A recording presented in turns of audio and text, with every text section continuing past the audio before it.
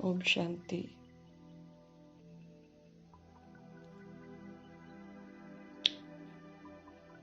आत्मा के ज्ञान में निराकार परमपिता परमात्मा के महावाक्य निराकार परमात्मा से सुनेंगे, पढ़ेंगे और यही विनती करेंगे, प्रभु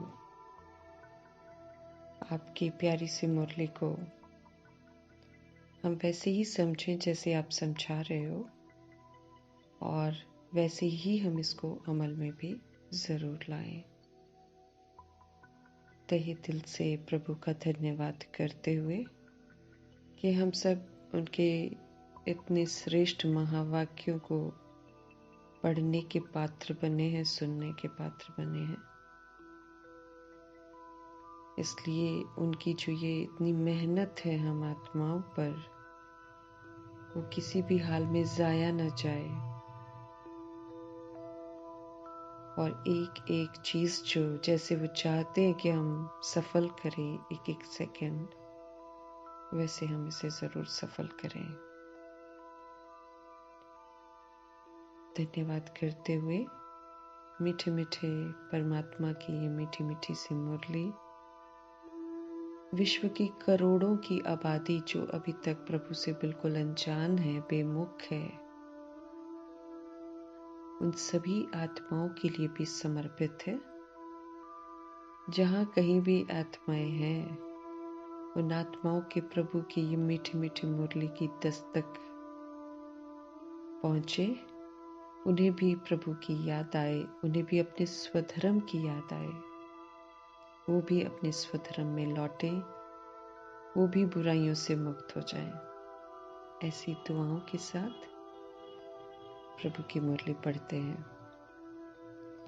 मीठे बाबा बोले, मीठे बच्चे, तुम सबको जीवन मुक्ति का मंत्र देने वाले सतगुरु के बच्चे गुरु हो। कभी कभी तो मास्टर सतगुरु बोलते हैं ना, आज बाबा गुरु हो बोल रहे हैं। कहाँ हम गुरु होंगे, लेकिन फिर भी ये प्रभु की क्या कहें,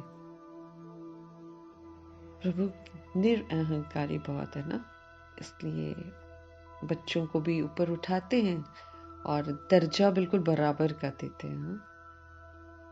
कहते हैं आप सब हो कौन, याद दिला रहे हैं। हम सब जीवन मुक्ति का मंत्र देने वाले सतगुरु के बच्चे हैं। और क्या है, हम सतगुरु के बच्चे गुरु हैं।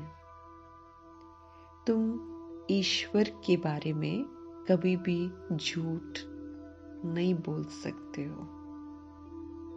तुम ईश्वर के बारे में कभी भी झूठ नहीं बोल सकते। दुनिया झूठ बोल रही है ना, किसी को भी ईश्वर बोल रही है, फिर ईश्वर को सर्वव्यापी भी बोल रही है, फिर मेरे में तेरे में सब में ईश्वर है ऐसा भी बोल रही है। लेकिन प्रभु ये उम्मीद करते हैं कि हम आत्माएं उनको लेकर कभी भी झूठ नहीं बोल सकते। प्रश्न है तो हमें क्या कर रखना है आज से, कि हम सभी आत्माओं को जीवन मुक्ति का मंत्र देने वाले ऊंचे से ऊंचे सदगुरु के बच्चे गुरु हैं, गाइड कर रहे हैं ना। प्रभु के बच्चे मिसगाइड नहीं कर सकते हैं किसी को भी, ये प्रभु उम्मीद रखते हैं। हमें किसी को भी मिसगाइड नहीं करना है, हमें किसी को भी ईश्वर के बारे में कुछ झूठ नहीं बोलना है। प्रश्न है, सेकंड में जीवन मुक्ति प्राप्त करने की विधि और उसका गायन क्या है। सेकंड में एकदम बिना सेकंड, सेकंड में जीवन मुक्ति प्राप्त करने की जो विधि है और उसका जो गायन है वो क्या है। उत्तर है, सेकंड में जीवन मुक्ति प्राप्त करने के लिए प्रवृत्ति में रहते कमल फूल समान हमको पवित्र रहना है। जहाँ कहीं भी हम परिवार में रहते हैं, प्रभु कहते वहां पर रहते कमल फूल की तरह हम आत्माओं को पवित्र बनना है। सिर्फ ओनली इस अंतिम जन्म में प्रभु आकर ये स्पष्ट करते हैं कि सृष्टि रूपी ड्रामा की समाप्ति के पहले ये हमारा अंतिम जन्म है, और वो भी बिल्कुल समाप्ति का है। तब आकर प्रभु कहते हैं भाई पवित्र बन जाओ। बिल्कुल एंड में आकर बोल रहे हैं। सिर्फ इस अंतिम जन्म में पवित्रता की प्रतिज्ञा करो तो जीवन मुक्ति जो है ना वो मिल जाएगी। हम जीवन मुक्ति का वर्षा प्राप्त कर सकते, क्योंकि पवित्र दुनिया है ना, 2500 वर्ष पवित्र दुनिया है, तो उसमें हम वहां का वर्षा प्राप्त कर सकेंगे। अगर हम पवित्रता की प्रतिज्ञा करके उसको निभाएंगे तो हमें जीवन मुक्ति मिल जाएगी। इस पर ही राजा जनक का मिसाल है। गाया हुआ है कि गृहस्थ व्यवहार में रहते 1 सेकंड में प्रतिज्ञा के आधार पर जीवन मुक्ति प्राप्त की। राजा जनक के लिए कहते हैं ना, यूं तो वो राजा जनक है नहीं जिसकी कहानी लिखते हैं ना, यही के लिए बोलते हैं। अब हम जनक दादी को ले सकते हैं ना। राजा जनक का मिसाल गाया हुआ है शास्त्रों में कि गृहस्थ व्यवहार में रहते 1 सेकंड में प्रतिज्ञा के आधार पर जीवन मुक्ति प्राप्त की। उनका पहले शुरू में था ना, लेकिन जब उनको निश्चय हो गया ना प्रभु में, तो उन्होंने जीवन मुक्ति प्राप्त की। माना एक धक से, वैसे भी जनक दादी एक धक से ही तो समर्पित हो गई, लेकिन जैसे शास्त्रों में लिखा हुआ है कि राजा जनक नाम का कोई था जो गृहस्थ व्यवहार में रहते थे, लेकिन सेकंड में उन्होंने प्रतिज्ञा की और फिर जीवन मुक्ति प्राप्त की। ऐसा गायन है। हाँ? लेकिन हम आत्माओं के लिए है कि अगर हम प्रभु के बनते हैं, है ना, तो और पहचान जाते हैं उनको, जैसे कल बाबा ने अव्यक्त मुरली में बोला ना, पहचान चाहिए, पहचान आत्मा की, परमात्मा की, समय की, कर्तव्य की, ना वरदान दिया ना प्रभु, पहचान चाहिए। तो जो एक बार पहचान जाता है प्रभु को, उसको निश्चय हो जाता है, तो वो जीवन मुक्ति का वर्षा प्राप्त कर लेता है। तो सेकंड में जीवन मुक्ति प्राप्त करने की विधि और उसका गायन क्या है? विधि उसकी यही है, पवित्रता की प्रतिज्ञा करो। इस अंतिम जन्म में पवित्रता की प्रतिज्ञा करो तो जीवन मुक्ति मिल जाएगी। ये विधि प्रभु बताते हैं। और उसका गायन यही है कि अगर हम प्रतिज्ञा कर लेते हैं ना, तो फिर 1 सेकंड में, राजा जनक का उदाहरण देकर कहते हैं कि गृहस्थ व्यवहार में रहते हुए भी 1 सेकंड में जो ये प्रतिज्ञा कर लेता है, वो तो फिर जीवन मुक्ति प्राप्त कर ही लेता है। गीत है, ये जो वक्त है, ये बस जा रहा है, जा रहा है, जा रहा है, एकदम चला जा रहा है, फास्ट फास्ट, है ना। एहसास हो चाहे नहीं हो, मुझे तो बहुत एहसास होता है। यूं घड़ी घूम जाती है, यूं 1 घंटा अभी देखेंगे ये है, और अभी मैं थोड़ी देर में देखती यूं है। फास्ट जा रहा है समय, क्योंकि हमें तो दिखाई नहीं देता ना, प्रभु को दिखाई देता। बहुत दुखी आत्माएं भी हैं, उनकी वजह से ये समय जो है ना फास्ट जा रहा है, ताकि उनकी जो दुख की सफरिंग है ना, वो जल्दी जल्दी जल्दी जल्दी खत्म हो जाए। प्रभु है ना, शुरू का तो जू मिसल गया ना 5000 वर्ष का, लेकिन अभी एंड का बहुत फास्ट जाता है। ओम शांति। बाप आते हैं सभी को सेकंड में जीवन मुक्ति देने के लिए। सेकंड में ले लो। प्रभु कहते सेकंड में, माना पहली बार में निश्चय कर लो ना प्रभु पे। प्रभु पे जो निश्चय करता है वो प्रभु की श्रीमत पर चलना शुरू करता है ना। सबसे पहली श्रीमत है अपने को आत्मा समझो और परमात्मा को याद करो। जब हम देह समझते हैं तो झमेले हैं, उलझने हैं, बंधन है। जब हम आत्मा समझते हैं, सारे बंधन खत्म, सारे झमेले खत्म, एक ही रिश्ता प्रभु के साथ, सारा एकदम नीट एंड क्लीन हो जाता है। तो इट ऑल डिपेंड्स कि सेकंड में जीवन मुक्ति देने के लिए, एक सेकंड में मम्मा को निश्चय हुआ, एक सेकंड में मम्मा जीवन मुक्त अवस्था में रही है। पूरा जीवन जो है, जो संगम का जीवन है, उसमें वो कहीं भी बंधन में नहीं बंधी है और ना प्रजापिता ब्रह्मा बंधे हैं। इतना विस्तार का परिवार होते हुए भी वो कभी भी किसी के बंधन में थोड़ी बंधे हैं। अंत में भी जब शरीर छोड़ा, निराकारी निर्विकारी निरंकारी कहकर, तो एक सेकंड में छोड़ दिया। कहाँ उनका कोई किसी भी तरीके का बंधन था, किसी ने नहीं खींचा उन्हें, है ना।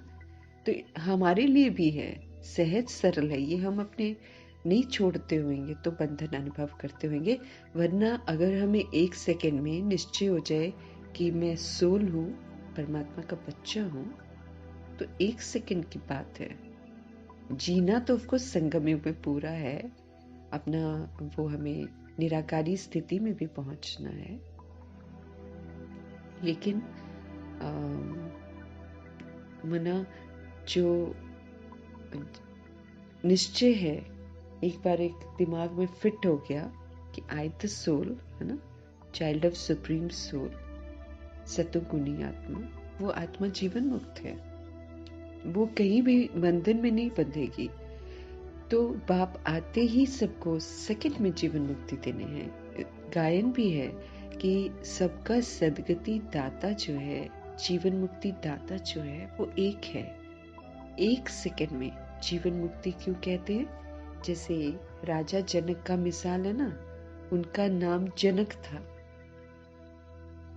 परंतु भविष्य में वही अनुजनक बन जाता है। जनक के लिए कहते हैं कि उन्हें एक सेकंड में जीवन मुक्ति मिली, लेकिन जीवन मुक्ति तो सतयुग त्रेता युग में कहेंगे ना। गुरु लोग कान में मंत्र देते हैं, उसे वशीकरण मंत्र भी कहते हैं। वे तो सब मंत्र देते हैं, लेकिन तुम्हें मिलता है महामंत्र।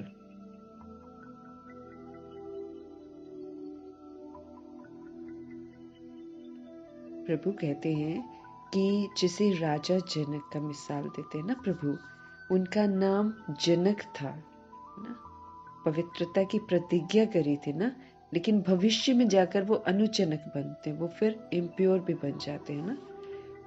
जनक के लिए कहते हैं कि उन्हें एक सेकंड में जीवन मुक्ति मिली, लेकिन जीवन मुक्ति कहाँ मिलती है? सतयुग त्रेता युग में। वो जो जनक है वो तो द्वापर युग का दिखा देते हैं, कुछ कुछ कहानियां बना देते ना, तो लेकिन जीवन मुक्ति तो बाबा कहते हैं सतयुग त्रेता युग में कहेंगे।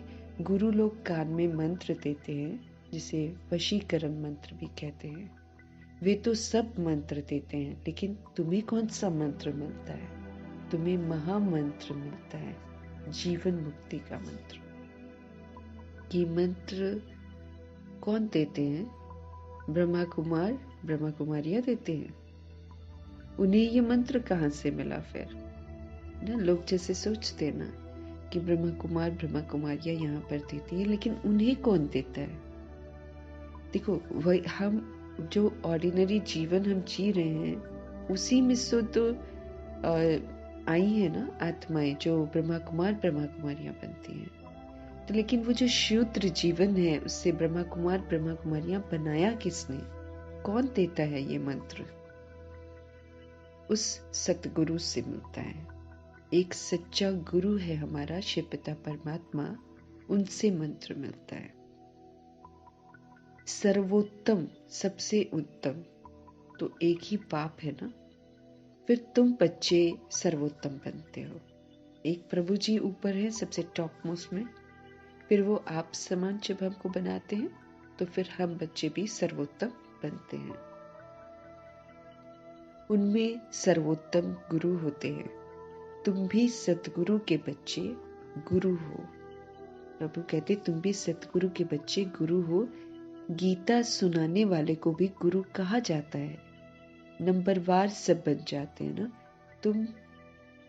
तुम भी सत्य बोलने वाले गुरु हो। हम गाइड करते हैं ना किसी आप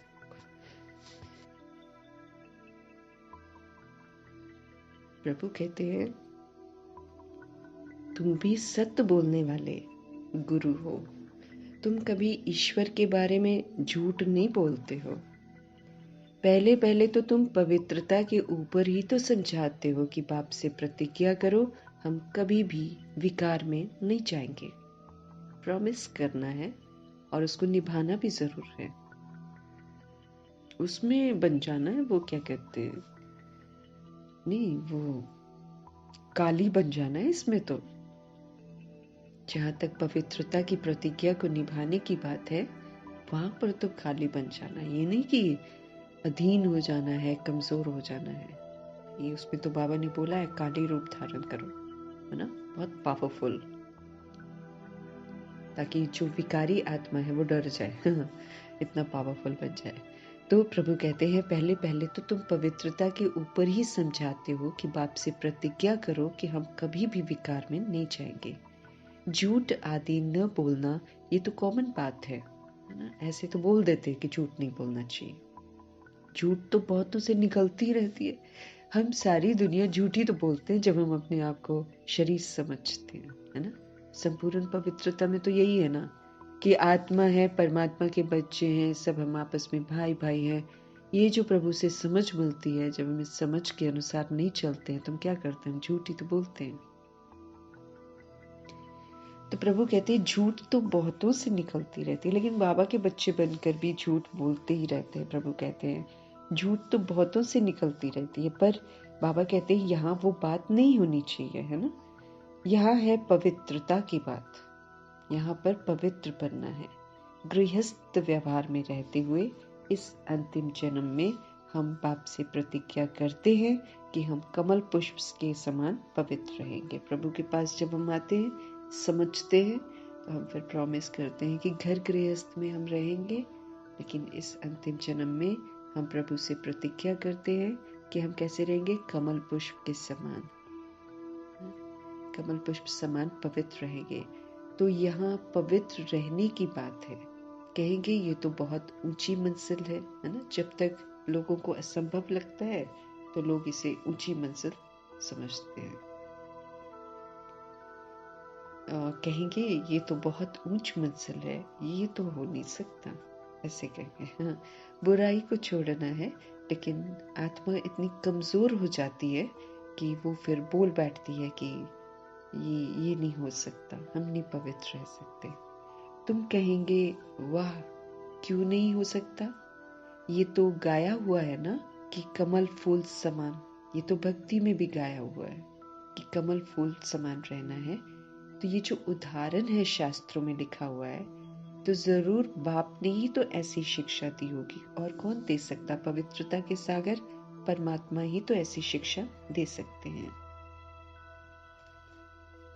ये तो बाबा कहते हैं गाया हुआ है कमल फूल समान। ये दृष्टांत उदाहरण जो है ना, वो शास्त्रों में लिखा हुआ है, तो जरूर बाप ने ही तो ऐसी शिक्षा दी है।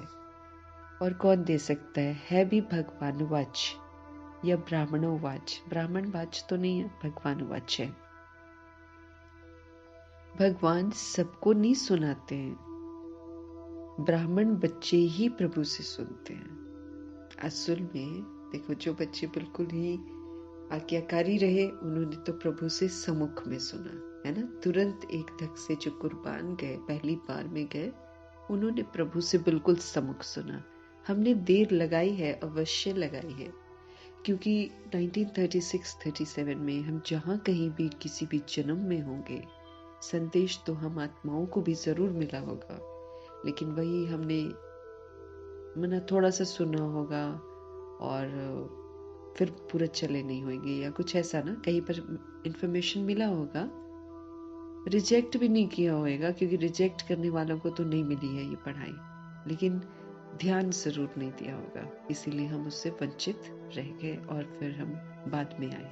लेकिन जब भी हम आए, प्रभु कहते एक्यूरेट समय है। अब भी अंत में भी प्रभु को बच्चे चाहिए, है ना, जिनको वो हर बात सुनाते हैं। ऐसे बच्चे प्रभु को चाहिए, तो हमें फिर एंड के लिए भी लायक बनना है ना। शुरू में बाबा के पास बहुत अच्छे अच्छे बच्चे थे, एंड में समाप्ति के लिए भी प्रभु को बच्चों की जरूरत है। तो उसमें हम आ सकते हैं। अगर हम शुरू में नहीं आए तो क्या होगा, अभी हम फिर से आ सकते हैं, प्रभु के वफादार बन सकते हैं, ईमानदार बन सकते हैं, फरमान बरदार बन सकते हैं। जो ये जो दृष्टांत है ना शास्त्रों में लिखा हुआ है, तो जरूर बाप ने ही तो ऐसी शिक्षा दी है ना। है भी भगवानुवाच या ब्राह्मणोवाच।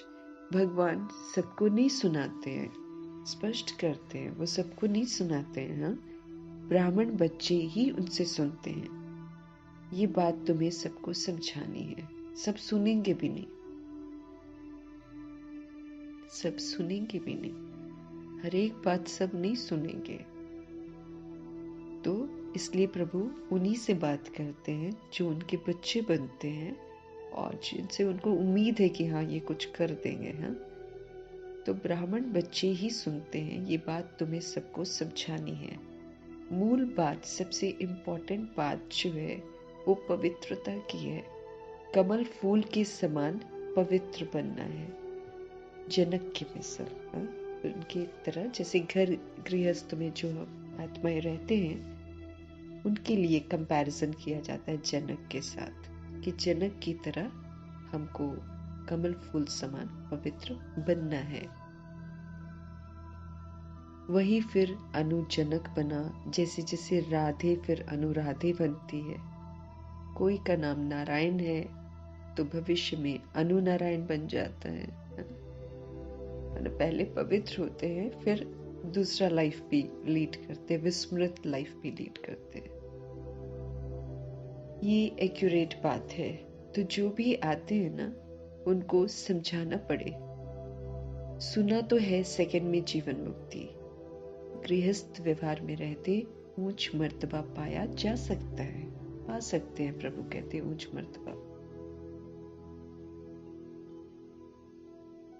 हम अनुभव से कहते हैं, गपोड़ा थोड़ी मारते हैं। दूसरों को जब बनाएंगे ना, बताएंगे, तो फिर हम यही कहेंगे कि हम ये बात अनुभव से कहते हैं, हम गपोड़े नहीं मारते।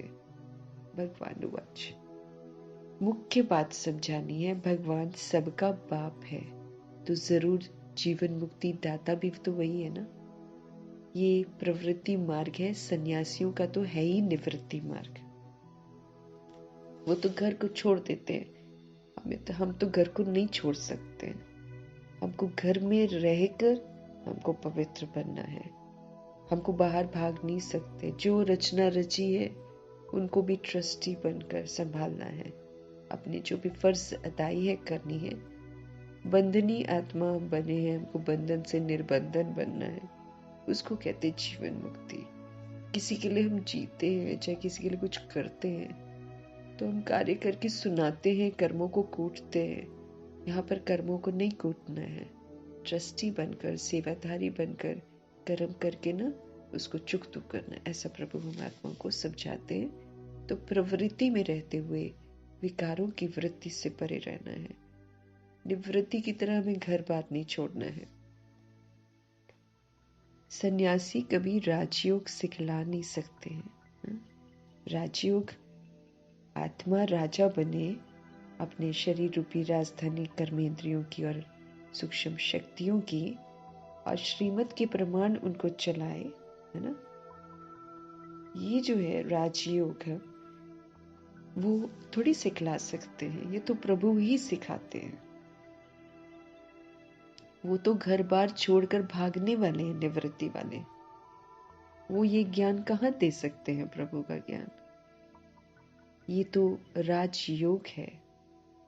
गृहस्थ व्यवहार में रहते कमल फूल समान पवित्र रहना है। हम गृहस्थ में हैं, लेकिन हमको कमल फूल समान पवित्र रहना है, डिटैच रहना, बाहर का विकारी प्रभाव नहीं पड़े हम पर। घर में भी एक ही घर में हर तरह की आत्मा रहती है, कोई सतयुग की है, कोई त्रेता युग की है, कोई द्वापर की है, तो कोई कलयुग भी है। एक ही घर में है हर तरह की सोल ना। तो सतयुग में बना, उसके बीच में रहते हुए मुझे कमल फूल की तरह रहना है। ये नहीं कि कोई कलयुगी घर पर है तो हम उसके प्रभाव में आ जाएं। प्रभु कहते हैं उसके अंदर ही रहते हुए ना हमको कमल फूल समान पवित्र रहना है। सतयुग में भारत पवित्र प्रवृत्ति मार्ग था, वाइसलेस दुनिया थी सतयुग में। सतयुग में भारत पवित्र प्रवृत्ति मार्ग था, वाइसलेस दुनिया थी, विकार का वहां नाम निशान नहीं था। राजाई में स्त्री पुरुष दोनों चाहिए।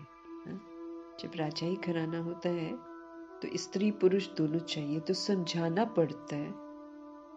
हम अनुभवी हैं, गृहस्थ व्यवहार में रहते कमल फूल समान पवित्र रह सकते हैं, ये बताना है ना। हम अनुभवी हैं, गृहस्थ व्यवहार में रहते कमल फूल के समान पवित्र रह सकते हैं। वी नीड टू प्रूव, है ना, सबको। हम जानते हैं कि पवित्र बनकर बाप द्वारा पवित्र दुनिया के मालिक बनते हैं। हम जानते हैं, प्रभु कहते हैं कि पवित्र बनकर बाप द्वारा पवित्र दुनिया के हम मालिक बनते हैं। पवित्र प्रवृत्ति मार्ग था पहले, अब तो अपवित्र प्रवृत्ति मार्ग है। आज भी प्रवृत्ति है, आज भी परिवार है, परंतु जीवन शैली अपवित्र है। कभी ये पवित्र हुआ करती थी, अब ये दुनिया ही भ्रष्टाचारी है ना। अब पहले बोलते थे बाहर करप्शन है, इधर करप्शन है, उधर करप्शन है। प्रभु ने कहा घर ही करप्शन है। प्रभु ने कहा हम सभी भ्रष्टाचारी हो गए हैं, अब देह अभिमान में जीवन जी रहे हैं, हम अपवित्र जीवन जी रहे हैं, है ना।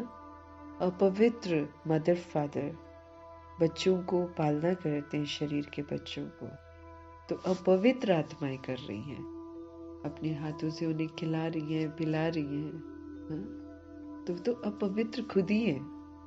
तो सारा घर ही भ्रष्ट हो रहा होता है। फिर जैसे वो खुद होते हैं वैसे ही वो खाना बना रहे होते हैं, वैसे ही सब खा रहे होते हैं, वैसे ही बुद्धि बन रही होती है, वैसे ही जन्म होता है। फिर जन्म के बाद तैयारी करते हैं कि इसको पढ़ाना लिखाना है, पढ़ाने लिखाने के बाद तैयारी करते हैं कि अब इसकी शादी कर देनी है, भिखारी हत्याला बनवाते ना, तो है ही पूरी की पूरी अपवित्र प्रवृत्ति, है ना। विकार से पैदा होते हैं, विकारी मामा मदर फादर बनते हैं, विकारी पालना देते हैं, तो क्या सींच रहे किससे? विकार से ही तो, है ना। अभी प्रभु हमें फरमान करते हैं पवित्र रहना है, याद में रहना है, याद में रहकर भोजन बनाना है, याद में रहकर खाना है, याद में रहकर खिलाना है, ताकि किसी का भी प्रभाव ना, जो दैहिक प्रभाव है, किसी पर भी ना पड़े, है ना। हम सब पूरा वो तो नहीं है ना, पूरा प्यूरिफाइड तो नहीं है ना। जैसे पवित्रता की जो है डेफिनेशन, व्यर्थ भी नहीं होना चाहिए, नकारात्मक कुछ नहीं होना चाहिए, और भी अन्य दैहिक दृष्टि नहीं होनी चाहिए, ना। ये सारी हमारे अंदर तो है नहीं, इसलिए प्रभु युक्ति बताते हैं, भाई याद में बनाओ, ताकि हमारे हाथ का बना हुआ भोजन जो है वो बच्चों के अंदर भी, जो छोटे शरीर में आत्माएं हैं, उनके शरीर में भी जाए, तो भाई उनको भी प्योरीफाई करे। अगर हमारे अंदर ईर्ष्या है, द्वेष है, कोई भी किसी के प्रति भी कोई भी फीलिंग है, पर चिंतन है, प्रदर्शन है, अगर हम पहले तो हम उन्हीं से हम खाना बनाते थे ना, अंतर देखते हैं कि हम पहले कैसे करते थे, है ना। जैसे हमारे यहाँ जब मकान मालिक है, वो लोग जब खाना बनाते हैं ना, वो जो से एक दूसरे से बातें करते हैं, सब कुछ करते हैं, तो मैं वही सोचती हूँ हम भी पहले ऐसे ही करते थे, बातें करते बना रहे हैं, या फिर सीरियल देख लेते थे, या फिर मूवी चल रही है, वो भी चल रही है, इधर खाना भी बन रहा है, ऐसे ही तो जिंदगी थी। और क्या था कि मूवीज देखकर, सीरियल देखकर ही खाना खा भी रहे होते थे, किसी ने थोड़ी अकल दी थी कि प्रभु की यादों में खाओ और ये खाओ। ये तो प्रभु आकर हमें सारी बुराइयों से छुड़ाते, क्योंकि समझ तो होती नहीं ना। पहले तो और ही टीवी ऑन करके सारे लोग वहां बैठकर खाना खाते, फिर जो भी हो रहा था, अच्छा ऐसे नहीं होना चाहिए, वैसे नहीं होना, ऐसे करते। तो मैं वही उनको भी सुनती हूँ, तो मेरे को वही लगता है कि हम सब कैसे हम पहले खाना बनाते थे, ऐसे ही तो बातें करते करते बनाते थे, वरना प्रभु आकर हमारी जीवन शैली को सुधारते हैं। फिर वो कैसा वाइब्स जा रहा है सारा खाने में, है ना। अब प्रभु हमको कहते हैं साइलेंस में बनाओ, याद में बनाओ, कम से कम प्रभु की याद से वो प्यूरिफाई होगा। फिर अब जो मेरे मन की कमी कमजोरियां हैं, उसका असर उसके अंदर नहीं आएगा, फिर जो खाने वाला है उस पर भी वो असर नहीं आएगा। कितना ना ध्यान दिलवाता है प्रभु अभी हमारी आत्मा को। तो बहुत जरूरी है कि प्रभु की याद में हम खाएं। लेकिन चूंकि वैसा नहीं होता ना, तो प्रभु बोलते हैं कि ये दुनिया है ही भ्रष्टाचारी, अपवित्र है दुनिया। नहीं मालूम है कि क्या चीज करेक्ट है, क्या चीज नहीं करेक्ट है। गाली गाते बाहर के खाने में देखो, इधर समोसे का आटा वो कर रहे होते, मैदा जो भी कर रहे होते, ऊपर से एक दूसरे से गाली देकर बातें कर रहे होते। मतलब पहले ये बुद्धि में नहीं जाता था।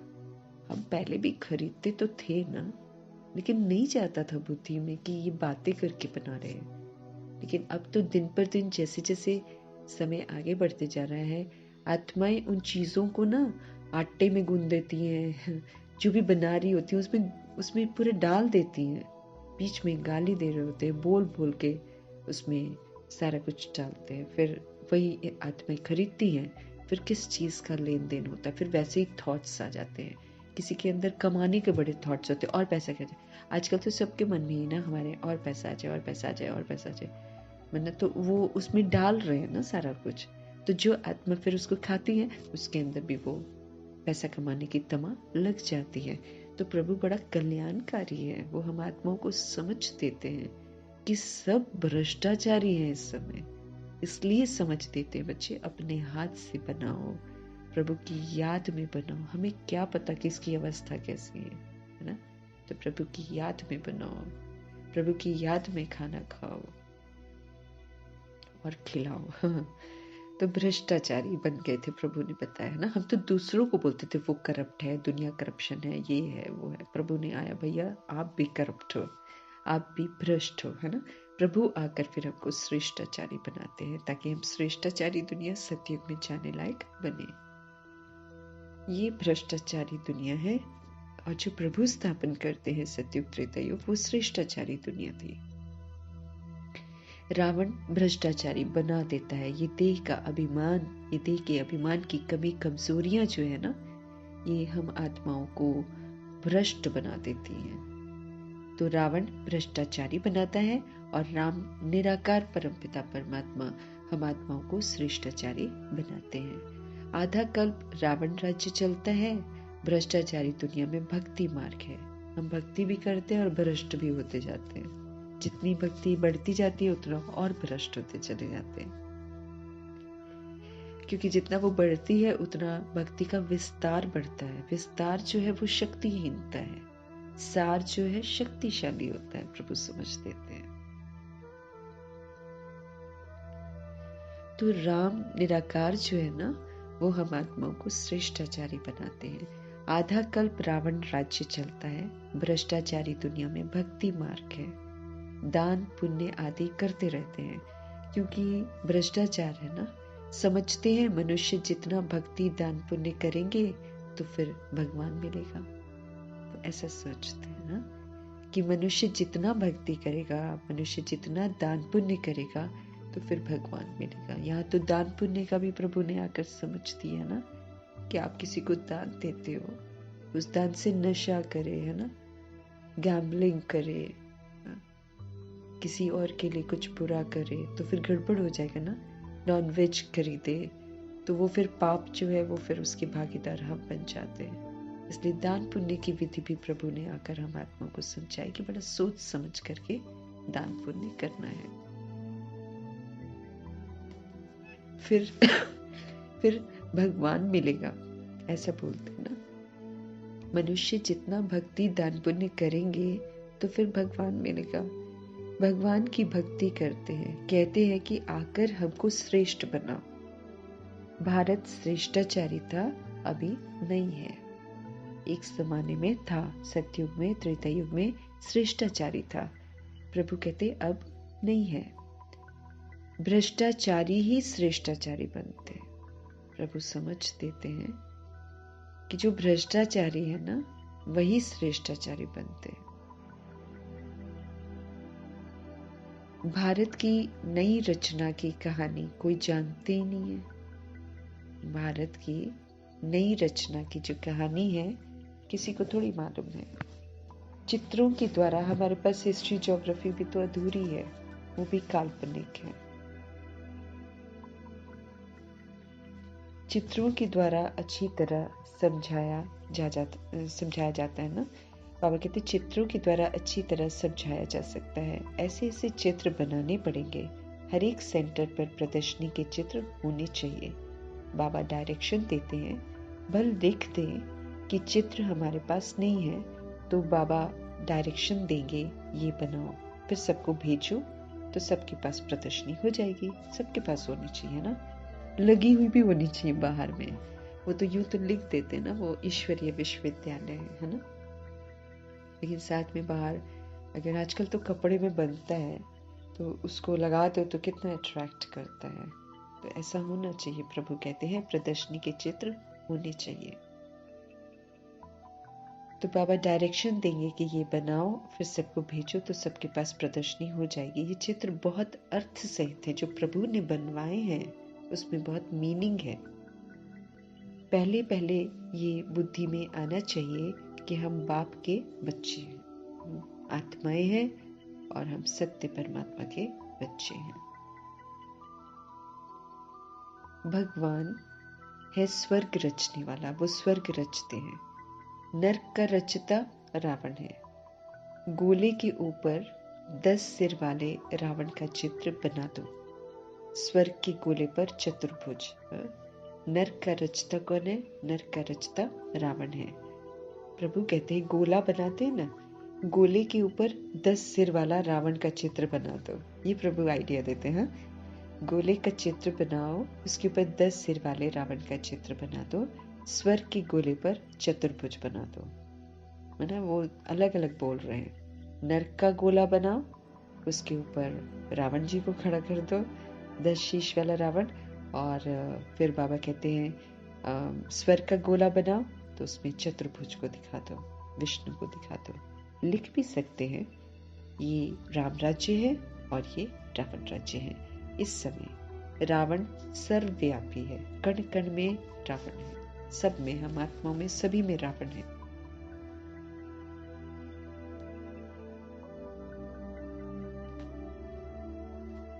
इस समय रावण सर्वव्यापी है और वहां हम राम सर्वव्यापी तो नहीं कहेंगे, वहां राम जी नहीं है। सत्युग त्रेता युग में गाया भी जाता है, आत्मा परमात्मा अलग रहे बहुकाल, फिर सुंदर मेला कर दिया जब सतगुरु मिला दलाल। ब्रह्मा के थ्रू जब प्रभु हमसे मिलते हैं तो सुंदर सा मेला लगता है ना, मधुबन में सुंदर सा मेला लगता है। सब आत्माएं आती हैं किससे मिलने? परमात्मा से मिलने, है ना। तो अपनी अपनी समझ से आती हैं, लेकिन सुंदर सा मेला लगता है जहाँ पर स्वयं परमपिता परमात्मा आते हैं और आत्माओं से मिलते हैं।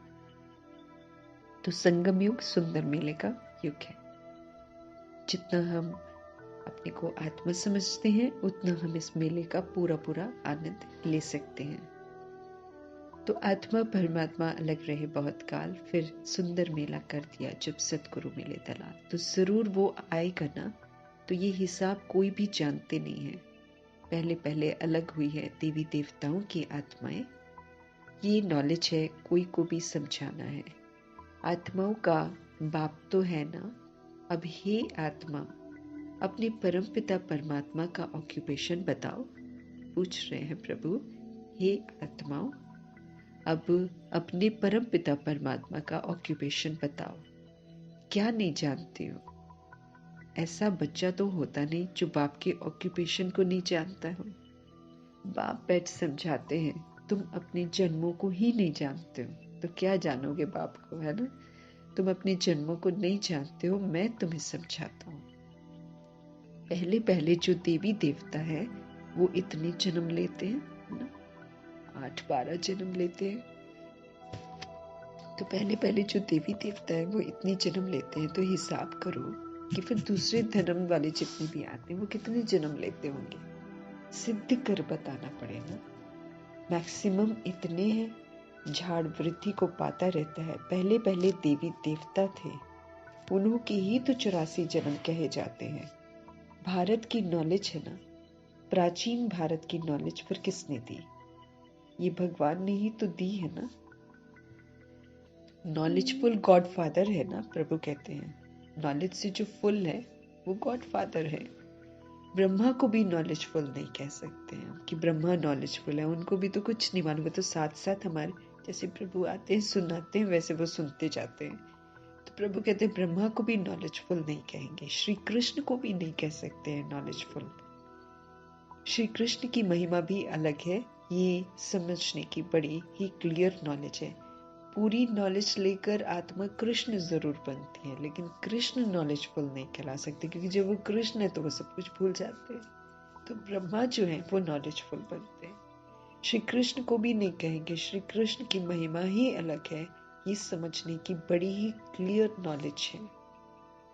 भगवान तो सबका एक ही है, निराकार परमपिता परमात्मा, वो है रचता। श्री कृष्ण तो रचना है, ऊंचते ऊंच भगवान तो एक है ना, सर्वव्यापी उनको कह नहीं सकते हैं। भारत में ऊंचते ऊंच प्रेसिडेंट, फिर नंबरवार और है। प्रभु कहते हैं भारत में भी क्या होता है, ऊंचते ऊंच प्रेसिडेंट कहते हैं, फिर नंबरवार और है। सबका ऑक्यूपेशन बताएंगे, ऐसे तो नहीं कि सब एक ही है, नहीं, अलग अलग है ना। प्रेसिडेंट का ये ड्यूटी है, प्राइम मिनिस्टर का ये, अलग अलग बताते हैं। हर एक आत्मा को अविनाशी पाठ मिला हुआ है, हम आत्माओं ने अपना पाठ खुद ही बनाया हुआ है, इसलिए वही पाठ हमको मिला हुआ है ना। अभी भी भगवान जब हमें समझ देते हैं हर बात की, तो हम अपनी रिकॉर्डिंग खुद ही कर रहे हैं ना। पूरा सुनते हैं तो अच्छी रिकॉर्डिंग कर रहे हैं, आधा आधा सुनते हैं तो हम अपनी आधी आधी रिकॉर्डिंग करते हैं, सबकी अपनी अपनी रिकॉर्डिंग हो रही है। तो ये जो है ना अविनाशी पाठ जो है हमें मिला हुआ, मतलब हमने ही रिकॉर्ड किया हुआ, फिर हमें मिलता है कि बस अब यही बजाओ। यही तो प्रभु हमको समझ देते हैं कि भाई आप जो कर रहे हो ना, ये आपके सामने फिर से आएगा, आपको यही वाला पाठ बजाना पड़ेगा। तो अभी सोच समझ कर सोचो, सोच समझ कर बोलो, सोच समझकर श्रीमत के प्रमाण कर्म करो। तो जब पाठ आपके सामने आएगा ना, वो आपको अच्छा लगेगा, नहीं तो फिर पश्चाताप होगा कि हमने ये नहीं किया, हमने वो नहीं किया। तो भगवान कहते हैं हर आत्मा को अविनाशी पाठ मिला हुआ है, ये सिद्ध करके ना, सिद्ध करना है, आपस में राय करके सेवा के प्लान बनाने हैं। परंतु जिसकी लाइन क्लियर नहीं होगी ना, कोई विकार अगर होगा या फिर उसके अंदर नाम रूप होगा, उसमें फंसा हुआ होगा, तो ये काम हो नहीं सकेगा उससे। प्रभु कहे जो भी बात है प्रभु की बताई हुई ना, वो सभी को सिद्ध करके बतानी है, आपस में राय करके सर्विस के प्लान बनाने हैं। लेकिन बाबा कहे जिसकी बुद्धि की लाइन क्लियर नहीं होगी ना, जिसके अंदर कोई विकार होगा, नाम रूप में फंसा हुआ होगा, तो उससे ये काम नहीं हो सकेगा। इसमें लाइन बड़ी बुद्धि की क्लियर चाहिए, प्रभु के साथ सारे कॉन्सेप्ट क्लियर होने चाहिए। रिजल्ट तो अंत में ही निकलेगी। अभी तो बाबा कहे सभी नंबर पार हैं। मनुष्य कहते हैं ये व्यास जो है ना भगवान है, व्यास को भी भगवान कहते हैं। अगर हम व्यास का इतिहास देखें तो उनका इतिहास अच्छा नहीं है, लेकिन जैसे वाल्मीकि को भगवान कह देते हैं, वो डाकू था, ऐसे व्यास की भी हिस्ट्री अच्छी नहीं है। लेकिन चूंकि शास्त्र बना है ना, उनको भी भगवान आत्माएं कह देती हैं। तो प्रभु कहते हैं मनुष्य कहते हैं ये व्यास भगवान ने शास्त्र बनाए हैं। अब व्यास तो भगवान हो नहीं सकता है ना। वास्तव में धर्म के शास्त्र जो है ना वो 4 हैं। भारत का धर्म शास्त्र तो है ही एक, माई बाप गीता सबसे टॉप में जो है वो गीता है। वर्षा उनसे ही मिलता है, लेकिन वो सच्ची गीता है जो प्रभु सुनाते हैं। जैसे कि ये मुरली है, यही सत्यनारायण की कथा है, यही अमरनाथ की कथा है, तो यही तीसरी की कथा है। ये है प्रभु की सच्ची मुरली जो माई बाप है।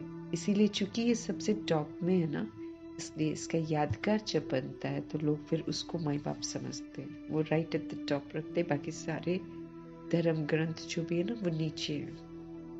तो प्रभु कहते हैं गीता माता का बाप है रचता, तो गीता द्वारा ही बाप ने प्राचीन सहज राज्यों की नॉलेज दी है। प्रभु कहते हैं ना, गीता द्वारा ही बाप ने प्राचीन सहज राज्यों की हम आत्माओं को नॉलेज दी है। गीता तो भारत खंड का शास्त्र है, फिर इस्लामी का धर्म शास्त्र अपना है, बुद्ध का अपना है, क्रिश्चियन का अपना है।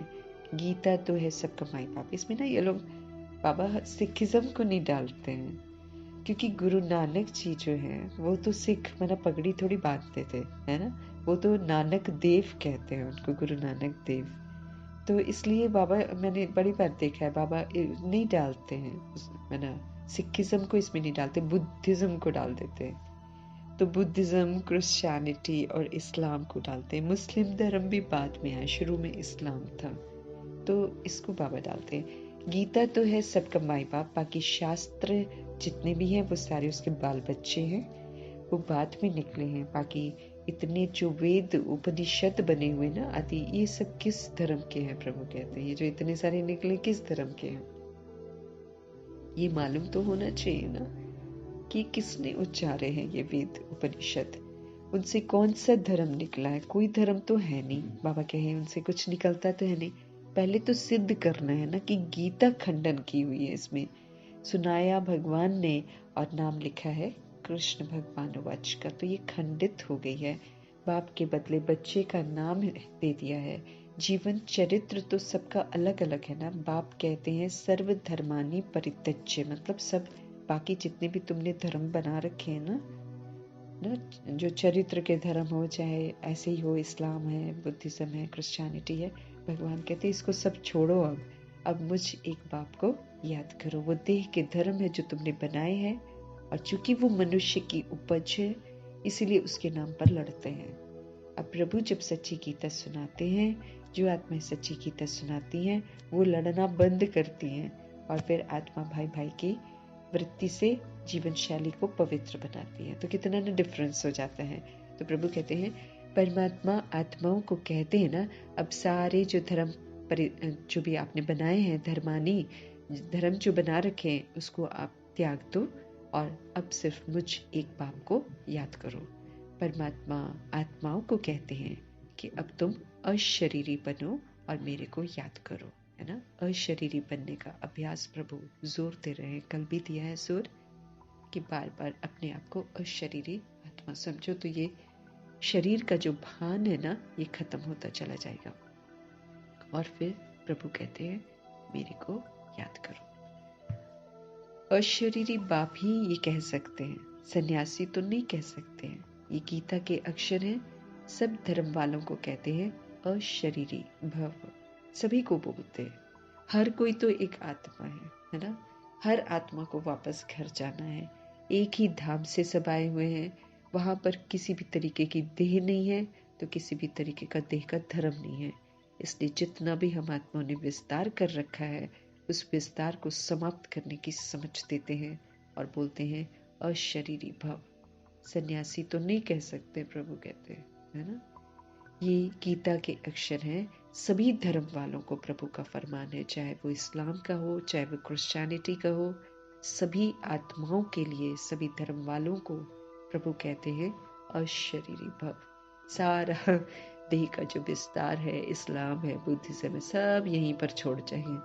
कुछ भी हमारे साथ नहीं जाने वाला है। जो शरीर के भान में हम अपने आप को अलग करके बैठे हुए हैं, सब यही रह जाएगा। तो बाबा कहे अशरीरी भव। अभी नाटक पूरा होता है, सबको मंत्र मिलता है। क्या मंत्र मिलता है? देह सहित देह के सब संबंध त्याग कर माम एकम याद करो तो तुम मेरे पास आ जाएंगे। क्या कहते हैं प्रभु हमें? ये जो देह है, इस देह के सहित ये जो देह का विस्तार मैंने बना रखा है, संबंध है, प्रभु कहते बुद्धि से इसको त्याग दो और मेरे को याद करो, तो फिर तुम कहाँ आ जाओगे? मेरे पास आ जाओगे। मुक्ति के बाद जीवन मुक्ति जरूर है। एक बार हम मुक्त होकर अपने घर जाएंगे, उसके बाद एक खूबसूरत सा संसार प्रभु बना कर देते हैं। वो जीवन मुक्ति का संसार सचखंड है। तो वहां पर बाबा कहते हैं मुक्ति के बाद जीवन मुक्ति है जरूर। हाँ? मर्तबा बाबा कहते हैं जीवन मुक्ति का है, वाया बाबा कहते हैं मुक्ति। पहले मुक्ति है, जीवन मुक्ति का जो मर्तबा है वो आत्मा को वाया मुक्ति जाना है। पहले मुक्त होना है, फिर मुक्ति के बाद जीवन मुक्ति जाना है। जो भी आते हैं सतो रजो तमो में पास करते, कोई भी सोल ऊपर से नीचे आती है, भले वो कलयुग में आती है, वो पहला जन्म उसका सतो होता है, प्योर होती है, फिर बहुत जल्दी ही एंड वाली रजो भी बन जाती है, बहुत जल्दी ही फिर वो तमो भी बन जाती है ना। मैं ही अपने चाइल्डहुड से अगर देख लूं, अभी तक जो भी हम गुरुद्वारे जाते थे, तो गुरुद्वारे पहले कैसे थे और अब कैसे थे, बहुत वास्ट डिफरेंस है। इतने ही वर्षों में कितना बदलाव मैंने देख लिया है ना। तो अगर 550 साल के हिसाब से देखे तो फिर 550 साल पहले वो सतो था, जब गुरु वगैरह थे तो बहुत ही सात्विकता थी, सतो थे। फिर उसके बाद घटता घटता घटता घटता आज जो है हेल्पफुल तो ज़रूर है, सिखिज्म में आने वाली आत्माएं मददगार होती हैं, लेकिन जो रहने की उनकी जीवन शैली है वो धीरे धीरे तमो हो गई है, खान पान तमो हो गया है, और बस खाली मुंह से पाठ चल रहे हैं, मुंह से वाहिगुरु वाहिगुरु चल रहे हैं, लेकिन जो शिक्षाएं हैं वो अमल में नहीं आ रही हैं, क्योंकि समझ नहीं है ना। नहीं तो बोलने को तो रोज ही बोल रहे हैं, काम क्रोध लोभों अहंकार से बचाना, लेकिन जो बोल रहे हैं उसकी समझ नहीं है। इसीलिए वहां पर रहते हुए काम विकार की ही शादियां भी हो रही हैं, भिखारी हथियाले बंध रहे हैं, वो तो कोई नहीं देख रहा कि भिखारी हथियाला गुरुद्वारे के अंदर बंध रहे हैं ना। तो अपवित्रता तो है ना। तो इसीलिए रजो सतो तमो ना बड़े फास्ट बनते हैं, क्योंकि इनके सबसे कम जन्म होते हैं। बाकी जितने हैं उनका फिर भी थोड़ा क्रिश्चियनिटी का थोड़ा लंबा दौर है, लेकिन सबसे लंबा तो प्रभु के बच्चों का है। 2500 वर्ष के इतिहास किसी को मालूम ही नहीं है। समझानी कितनी अच्छी है प्रभु की, परंतु बच्चे ना एक कान से सुनकर दूसरे कान से निकाल देते हैं। वैसे हैं बहुत सहज। बाबा कहते प्रभु का ज्ञान मुश्किल थोड़ी है, बड़ा इजी है। अगर हम उनकी बताई हुई धारणाएं भी अगर सोचे ना, तो धारणाएं भी बड़ी इजी हैं। कुछ भी करने को प्रभु हमें नहीं बोलते हैं, वो सिर्फ ये बोलते हैं कि मैं जो कहता हूँ ना वो करो, श्रीमत पर चलो। देवता एकदम फिक्स है, बनना ही है देवता, क्योंकि श्रीमत है ही देवता बनाने वाली। लेकिन यही श्रीमत को अमल में लाने में गलतियां करते हैं, अपने को आत्मा निरंतर समझने में त्रुटियां करते हैं, इसलिए वो वर्षा के हकदार नहीं बनते हैं। मम्मा पापा इसका अटेंशन रखते थे कि प्रभु क्या कह रहे हैं, प्रभु का पूरा रिगार्ड रखते थे कि उन्होंने ये बात बोली है, हमको तुरंत कर दिए। हम आत्माएं गड़बड़ करते हैं, हम रिगार्ड वैसे नहीं, हमारा यही आ जाएगा अगर हम श्रीमत पर नहीं चलते हैं ना, तो यही आएगा कि इसको रिगार्ड नहीं है प्रभु के लिए। भले मैं कितना भी बोलूँ ना कि मैं प्रभु से प्यार करती हूँ, मुझे बहुत अच्छे लगते हैं, लेकिन तो भी वो ये देखेंगे मैंने श्रीमत को कितना पालन किया। श्रीमत को पालन करने वाले प्यार का सबूत देते हैं, वो फरमान का सबूत देते हैं। जो श्रीमत पर नहीं चलते वो सबूत थोड़ी दे पाते हैं, वो तो खाली बोलते रहते हैं कि हम प्रभु से प्यार करते हैं। उससे थोड़ी मेरे को मार्क्स मिलेंगे, उसके नहीं मिलेंगे। प्रभु थोड़ी स्वीकार करेंगे, है ना। वो तो हमारा अंदर बाहर जानते। तो जिसको प्रभु ने बोला ना, जो सच्ची मोहब्बत करता है वो तो फिर सहज ही सारी चीजें करता है, कुर्बान जाता है ना वो प्रभु पर। तो हम आत्माओं को अपने प्यार को भी चेक करना है कि प्यार है तो फिर श्रीमत पर हमको जरूर चलना है। लेकिन बाबा को शिकायत है कि बच्चे क्या करते हैं, एक कान से सुनकर दूसरे कान से निकाल देते हैं, अमल में नहीं लाते हैं ना। तो फिर यही कहा जाएगा ना कि एक कान से सुना और दूसरे कान से निकाल दिया।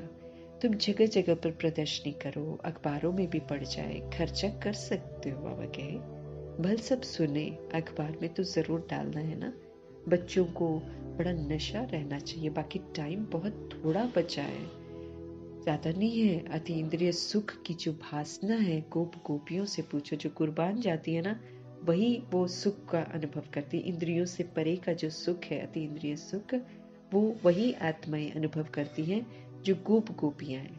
गाया हुआ है ये गोपी वल्लभ के गोप गोपियां हैं, है ना। गोप गोपियां न सतयुग में है और न कलयुग में होते हैं। ये सतयुग और कलयुग में नहीं होते हैं। बाबा कहे वहां समझ ही नहीं है।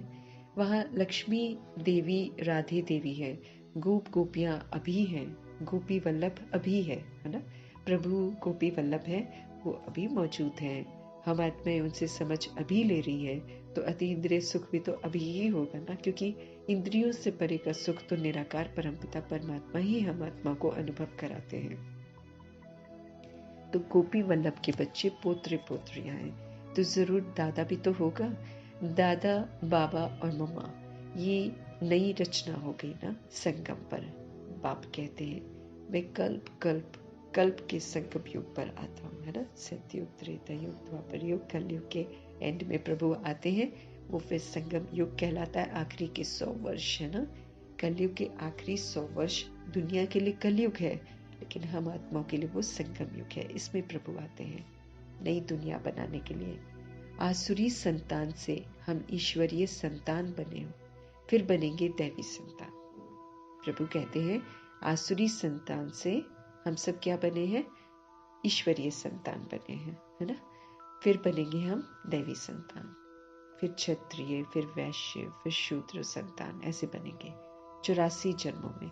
फिर साथ साथ वृद्धि भी होती रहती है, झाड़ भी पूरा कंप्लीट चाहिए, प्रलय भी नहीं होती है। प्रभु कहते हैं भारत तो अविनाशी खंड है, ये तो कभी भी विनाश नहीं होता है। भारत की बड़ी महिमा करनी है। भारत सब खंडों में सबसे श्रेष्ठ था, ये तो अभी हम आत्माओं ने उसे भ्रष्ट बना दिया, लेकिन प्रभु ने जो बड़ा खूबसूरत सा भारत बनाया था वो तो सभी खंडों में श्रेष्ठ भारत था।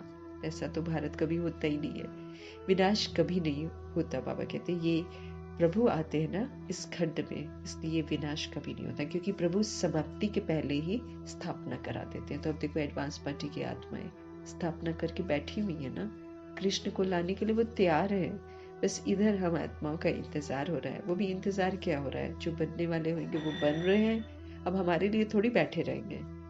इंतजार जरूर कर रहे हैं हम आत्माओं का, लेकिन टाइम की जब अवधि खत्म हो जाएगी फिर थोड़ी बैठेंगे, फिर तो हो जाएगा। अब हम थोड़ी किल लेकर बैठे रहे, हम बनेंगे नहीं तो फिर वो होगा नहीं, नहीं ऐसा नहीं है, उसका भी टाइम फिक्स है, वो तो अपने समय पर होना ही है। लेकिन वो हम आत्माओं को कहते हैं कि वो हमारे लिए वेट करें।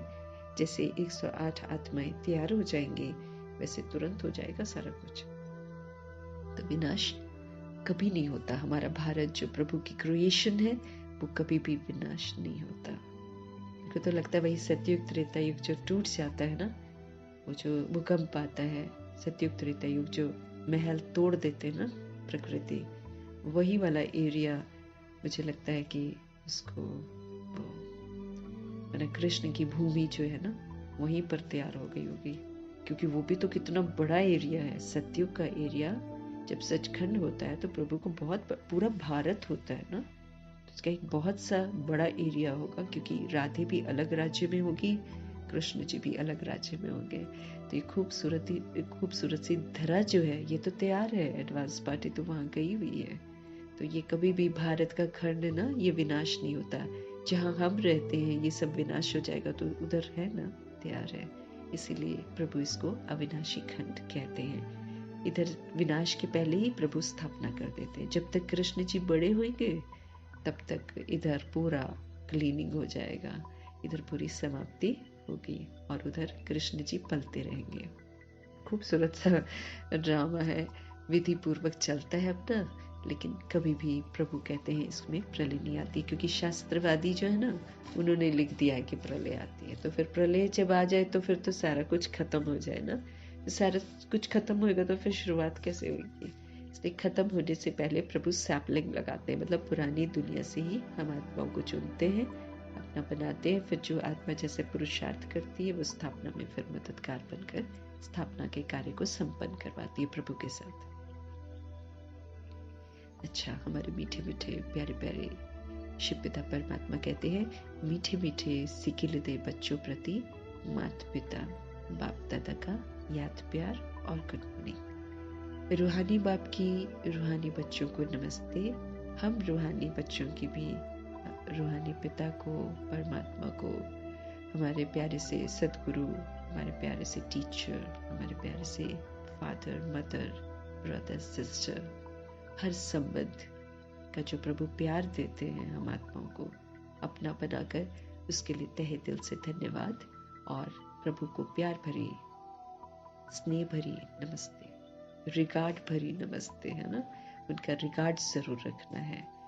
रात्रि क्लास है, 68 की क्लास है, 16 अप्रैल 68। कितना मजा आता होगा उन लोगों को, सुबह भी क्लास रात को भी क्लास, और प्रभु आते हैं क्लास में, कितना मजा आता होगा। रात्रि क्लास हो रही है। तुम ब्राह्मण बच्चों बिगर किसको भी ये पता नहीं है कि संगम युग कब होता है, ये भी हमें प्रभु से समझ में आता है। इस कल्प के संगम युग की महिमा बहुत है। बाप आकर राजयोग सिखलाते हैं। सतयुग के लिए तो जरूर संगम युग ही आएगा ना सबसे पहले। ये प्राचीन भारत है, ये जो भी मेरा संगम युग चल रहा है इसको बोलते हैं प्राचीन भारत। इसमें प्रभु आते हैं, इसमें प्रभु योग सिखाते हैं। ये वाला योग प्राचीन योग कहलाता है, जिसके नाम पर दुनिया पैसा कमा रही है और झूठ वाला योग सिखा रही है। ये प्राचीन योग तो कोई सिखा भी न सके। ये राज योग है, ये जिस्मानी व्यायाम नहीं है। इसमें आत्मा को रियलाइज करवाया जाता है कि आप एक सोल हो, आप इस शरीर को चलाने वाली एनर्जी हो। इस शरीर को चलाने वाली एनर्जी का पार्ट बजाना है। तो अभी समझ मिलती है हमें। इस कल्प के संगम युग की महिमा बहुत है। बाप आकर राजयोग सिखलाते हैं। सतयुग के लिए तो जरूर संगम युग ही तो आएगा ना। है भी मनुष्य, उनमें कोई कनिष्ठ है तो कोई उत्तम है, प्रभु कहते हैं, है ना। सतयुग के लिए तो जरूर संगम युग ही आएगा ना। है भी मनुष्य एक्चुअली, तो प्रभु कहते हैं उनमें कोई कनिष्ठ भी होता है तो कोई उत्तम भी होता है। उनके आगे महिमा गाते हैं, आप पुरुषोत्तम हो, हम कनिष्ठ हैं। आत्माएं जो है ना, जीव आत्माएं, वो देवताओं के जड़ चित्रों के सामने जाकर मंदिरों में ये कहती हैं कि हम कनिष्ठ हैं, आप तो पुरुषोत्तम हो।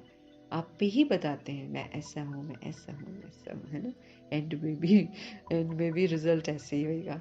आत्माएं खुद ही बोलेगी मैं दास हूँ, मैं दासी हूँ, मैं ये हूँ। अपने आप चिल्लाएगी, अपने आप अपना रिजल्ट आउट करवाएगी। बड़ा भयंकर दृश्य होगा। इसलिए प्रभु की आज्ञाओं पर चलना है भाई। और हम कोई ऐसी भूलें न करें जिससे हमारा इतना बेइज्जती वाला रिजल्ट निकले एंड में ना। बेइज्जत नहीं होना है, इज्जत से प्रभु के पास जाना है। नहीं तो क्या जिंदगी है, बेकार जिंदगी है। फिर कल्प कल्प ऐसी वाली जिंदगी होगी। प्रभु कहते हैं आप ही बताते हैं ना। मंदिरों में जाकर, मस्जिदों में क्या अपना माथा फोड़ रहे होते हैं, कान पकड़ रहे होते। गुरुद्वारों में भी तो नीचे माथा टेकते हैं। माना आत्मा झुकती ही तब है जब वो अपवित्र होती है। ये अभी हमें समझ में मिलता है ना। अगर वो प्योर है तो वो ऐसे माथा नहीं टेकेगी। अब जब हम प्योर बन रहे हैं, मधुबन चाहते हैं, तो क्या हम माथा टेकते हैं? नहीं ना। ये माथा वाथा टेकना बंद करवाते प्रभु, और जो करना है वो उसकी तरफ ध्यान खिंचवाते। उधर क्या माथा टेकते रहते, फिर हम पवित्र नहीं बनते हैं। भक्ति मार्ग में हम गलत काम करते रहते हैं, पवित्र थोड़ी बनते हैं। अब यहाँ तो बाबा पवित्र बनाते हैं, और फिर हम आत्मा को ये फालतू के जो हमने बना रखे हैं ना कर्म कांड भक्ति के, उससे हम आत्मा को मुक्त करते हैं। अभी इस पुरुषोत्तम संगम युग को तुम ब्राह्मण बिगर तो कोई भी नहीं जानते ना। इनकी एडवर्टाइज कैसे करें जो मनुष्यों को भी पता पड़े। प्रभु को होना तो जरूर रहता ना, सबको पता पड़े। संगम युग पर भगवान ही आकर राजयोग सिखलाते हैं। तुम जानते हो हम राजयोग सीख रहे हैं। अभी ऐसा क्या युक्ति रचे जो मनुष्यों को भी मालूम पड़े, परंतु होगा धीरे। अभी समय पड़ा है, उस समय की बात है ना, 68 की बात कर रहे हैं प्रभु की। समय पड़ा है, अब तो नहीं पड़ा है। बहुत गई थोड़ी रही, थोड़ी में भी अब थोड़ी रही। हम कहते हैं तो मनुष्य जल्दी पुरुषार्थ करे, नहीं तो ज्ञान तो सेकंड में मिलता है, जिससे तुम उसी समय सेकंड में जीवन मुक्ति पालेंगे। अगर समझ मिली है, जैसे मम्मा को समझ मिली कि आत्मा हूँ, मम्मा तो उसी समय निर्बंधन हो गई, अपने को आत्मा समझकर चलने लगी ना। हर चीज वो दोनों आत्मा समझकर चलते थे, तो निर्बंधन रहे। किसी भी तरह जीवन मुक्त अवस्था का आनंद उन्होंने शुरू में लेना शुरू कर दिया। तो अगर हम श्रीमत पर चलते हैं प्रभु के कहने पर, तो हम जीवन मुक्ति का अनुभव करते हैं, बंधन नहीं अनुभव करते। जीवन में रहते हैं, लेकिन जैसे नहीं होता स्वतंत्र अवस्था, वैसा अनुभव करते हैं। तो प्रभु कहते हैं जिससे तुम उसी समय सेकंड में जीवन मुक्ति पालेंगे। परंतु तुम्हारे सिर पर आधा कल्प का पाप भी तो है ना। हमारे सिर पर 63 जन्मों के पाप हैं, वो थोड़ी सेकंड में कटेंगे, उसको फिर टाइम लगता है। इसमें तो टाइम लगता है। मनुष्य समझते हैं अभी तो समय पड़ा है, अभी हम ब्रह्मा कुमारियों के पास क्यों आए। लिटरेचर से उल्टा भी उठा लेती हैं आत्माएं, जो बांटते वगैरह है ना लिटरेचर, उसको फिर समझ नहीं पाते हैं, तो उसको फिर उल्टा भी समझ लेती है आत्माएं। तकदीर में नहीं है तो फिर उल्टा उठा लेते हैं। प्रभु कहते हैं तुम समझते हो ये पुरुषोत्तम बनने का युग है। ये जो युग है ना, ये सारे पुरुषों में उत्तम का युग है। हीरे जैसा गायन है ना, फिर कम हो जाता है। प्रभु कहते हैं गोल्डन एज, सिल्वर एज, ये संगम युग है। डायमंड एज, सतयुग है गोल्डन एज।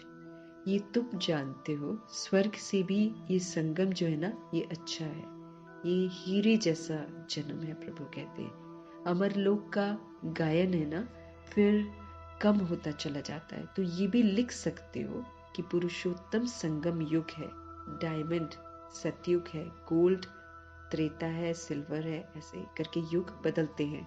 तो ये भी तुम समझा सकते हो, संगम पर ही हम मनुष्य से देवता बनते हैं।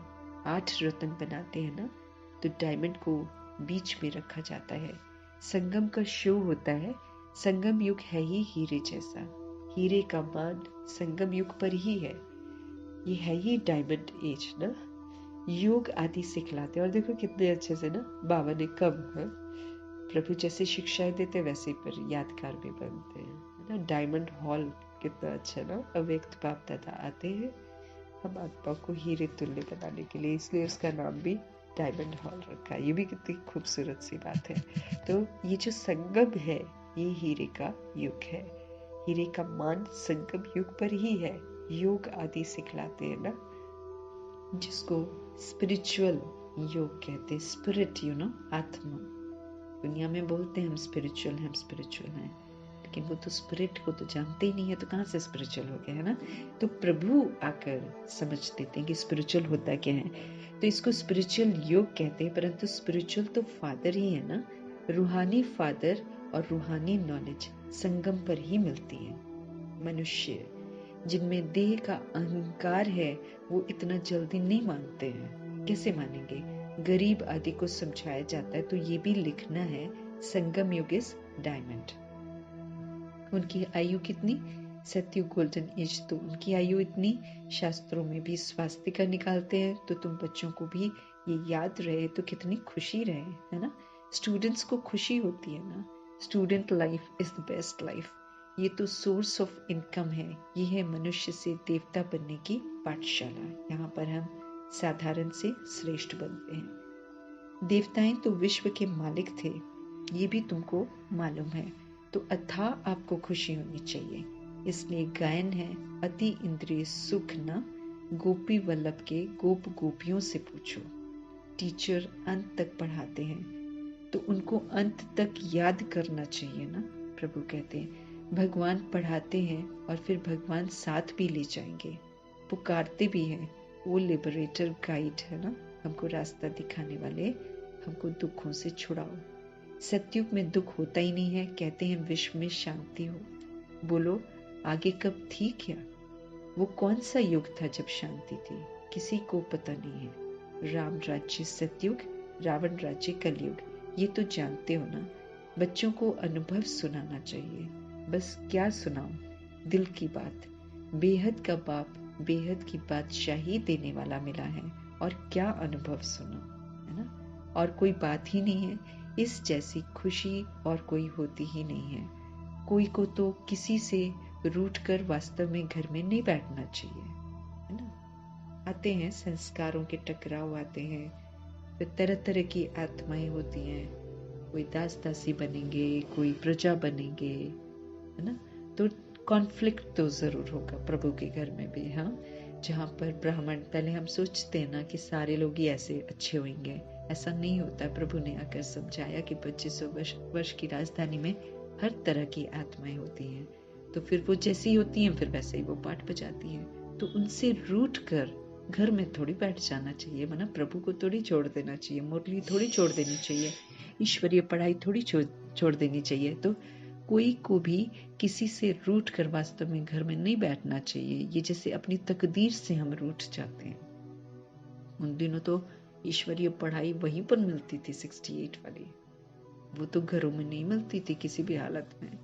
जब 2009 में मैं आई तब नहीं मिलती थी, तो 68 में कहाँ से मिलेगी। वो तो प्रभु जो लिखवाते थे वो वहीं पर पढ़ा जाता था, फिर वो सारे सेंटर्स पर भेजा जाता था। एक एक मुरली जो होती थी वो भेजी जाती थी, तो किसी को थोड़ी मिलती थी। और अगर हम उस समय रूट कर घर में बैठ जाते तो हमें तो कोई ना महावाक्य मिलेंगे थोड़ी घर बैठकर। इसलिए प्रभु समझते रहे, अब तो उपलब्ध है, उन दिनों तो उपलब्ध बिल्कुल नहीं थी। तो कोई को भी किसी से रूठ कर वास्तव में घर में नहीं बैठना चाहिए। ये तो जैसे पढ़ाई छूट गई ना, फिर ये तो अपनी तकदीर से हम रूठ गए। पढ़ाई से रूठा तो क्या सीखेंगे, फिर क्या सीखेंगे? उन दिनों तो फिर जाकर समझना भी पड़ता था, है ना, समझना भी पड़ता था। तो पढ़ाई से रूठा तो क्या सीखेंगे? बाप को पढ़ाना ही है ब्रह्मा के द्वारा, तो एक दो से कभी रूठना नहीं चाहिए। कौन पढ़ा रहा है? शिव बाबा। किसके थ्रू पढ़ा रहे? ब्रह्मा बाप। फिर इधर उधर किसी को देखकर हम क्यों रूठे? पढ़ाई से क्यों रूठ जाए हम? तो एक दो से कभी रूठना नहीं चाहिए। ये है माया। माया भी खेल खेलती है ना, माया भी खेल चल रहे हैं चारों तरफ। यज्ञ में असुरों के विघ्न तो पड़ते हैं। अब असुर तो होंगे ही, वो कुछ ना कुछ ऐसा चीज भी करेंगे, इसलिए शुरू शुरू में लगता है कि सब ठीक है ना, लेकिन फिर बाद में भिन्न भिन्न तरह के लोग आते हैं। तो असुर तो आएंगे बाबा कहे, इनके विघ्न तो पड़ते ही हैं यज्ञ में। तो घबराना थोड़ी है विघ्नों से, हर बात को यथार्थ समझना है। अच्छा, मीठे मीठे फिर से रूहानी बच्चों प्रति रूहानी बाप दादा का याद प्यार और गुड नाइट। रूहानी बच्चों को रूहानी बाप की नमस्ते। हम आत्माओं की भी रूहानी बाप को नमस्ते। धारणा के लिए मुख्य सार है, शिव पिता परमात्मा बाप जो सुनाते हैं वो एक कान से सुनकर दूसरे से निकालना नहीं है, अंदर चली जाए, बस अंदर, कान से गई अंदर चली जाए, बस समा जाए बुद्धि में, निकालना नहीं है ना। देखो, प्रभु कहे आप आत्मा हो, ठीक है ना। हम सारा दिन अगर आत्मा नहीं समझते तो हम तो कान से निकाल रहे हैं। ध्यान रखना है, हर एक चीज का ध्यान रखना है। प्रभु ने मेरे को क्या बोला है उसको फिर अंदर लेकर जाना है, और फिर अंदर लेकर जाना से बाबा के कथनी करनी रहनी बराबर। तो ज्ञान के रूहानी नशे में रहकर अति इंद्रिय सुख का अनुभव करना, ये सिर्फ अभी मिलता है। इंद्रियों से परे का सुख प्रभु की मौजूदगी में संगम युग में ही मिलता है, तो इससे हमको खुद को वंचित नहीं करना है। तो बाप जो सुनाते हैं वो एक कान से सुनकर दूसरे से निकालना नहीं है। ज्ञान के रूहानी नशे में रहकर अति इंद्रिय सुख का अनुभव जरूर करना है। सभी को सेकंड में मुक्ति, जीवन मुक्ति का अधिकार देने के लिए यही महामंत्र सुनाना है कि देह सहित देह के जितने भी संबंध हैं उनको बुद्धि से त्याग के बाप को याद कर बड़ी युक्ति से बताना है। सभी को सेकंड में मुक्ति, जीवन मुक्ति का अधिकार अगर देना है तो फिर उसके लिए सबको महामंत्र सुनाना है कि अगर मुक्ति, जीवन मुक्ति का वर्षा चाहिए तो देह सहित देह के जितने भी संबंध बना रखे हमने उसको बुद्धि से त्यागना है। उस संबंध को अलौकिक में चेंज कर देना। भागना नहीं है, रहना सभी के साथ है, लेकिन व्यवहार जो है वो हमारा सबके प्रति कैसा हो जाना चाहिए? अलौकिक होना चाहिए। लौकिक बना समाप्त हो जाना चाहिए। और फिर हमको बाप को याद करना। फिर हम अटैचमेंट में नहीं आएंगे। अटैचमेंट बड़ी दुखदाई है, उस अटैचमेंट से हमें बाहर निकलना है। बर्ताव, प्रभु का बर्ताव क्लियर बुद्धि के द्वारा, स्पष्ट बुद्धि के द्वारा हर बात को परखना है। कल भी बाबा ने परखने पर जोर दिया है। क्लियर बुद्धि पहले हो जानी चाहिए, माना उसमें कोई मेरा अपना पुराना कीचड़ापन नहीं होना चाहिए। एकदम स्पष्ट बुद्धि, क्लियर बुद्धि, डिटैच बुद्धि और शरीरी बुद्धि। तो क्लियर बुद्धि के द्वारा हर बात को परख कर यथार्थ निर्णय करने वाले सफलता मूर्त भव। जितनी हमारी बुद्धि क्लियर है उतनी हमारी परखने की शक्ति जो है ना वो प्राप्त होती है हमें, उतना हम किसी चीज को बड़े अच्छे से परख सकते हैं। This is right, this is wrong, ये सोल क्या सोच रही है क्या नहीं, वो भी पता चल जाता है। तो जितनी हमारी बुद्धि प्रभु के साथ क्लियर होगी उतनी परखने की शक्ति प्राप्त होती है हमें प्रभु से, है ना। देह का जितना भी विस्तार है उसको खत्म करते जाओ, बुद्धि क्लियर होती जाएगी। ये तो पक्षपात, इसका उसका, मेरा तेरा, इससे बुद्धि क्लियर नहीं होती है। तो सारे पक्षपात जो है ना सारे खत्म करके जितनी मेरी बुद्धि क्लियर रहेगी उतनी मेरे में परखने की शक्ति मुझे प्राप्त होगी प्रभु से। ज्यादा बातें सोचने के बजाय एक बाप की याद में रहो, प्रभु कहते हैं। ज्यादा बातें नहीं हमको सोचनी है, ज्यादा बातें नहीं सोच के प्रभु की याद में रहना है। बाप से क्लियर रहो तो फिर हर बात को हम सहज ही परख कर यथार्थ निर्णय कर सकेंगे। प्रभु को साथ रखना है बस। बाबा कहे ज्यादा बातें सोचने की जरूरत नहीं है, उसकी बजाय एक बाप की याद में रहो, बाप से क्लियर रहो, तो हर बात को आप परख सकेंगे एकदम एक्यूरेटली और निर्णय भी कर सकेंगे। जिस समय जैसी परिस्थिति, जैसा संपर्क संबंध वाले का मूड, उसी समय पर उसी प्रमाण चलना, उसको परख कर निर्णय लेना, ये भी बहुत बड़ी शक्ति है जो हमको सफलता मूर्त बना देती है।